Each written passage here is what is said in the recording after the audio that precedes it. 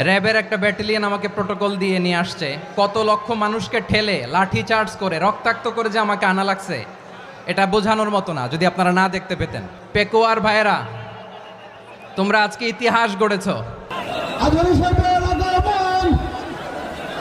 পেকুয়াবাসীর পক্ষ থেকে, জনস্রোতের পক্ষ থেকে আমাদের কাউন্সিলর আছেন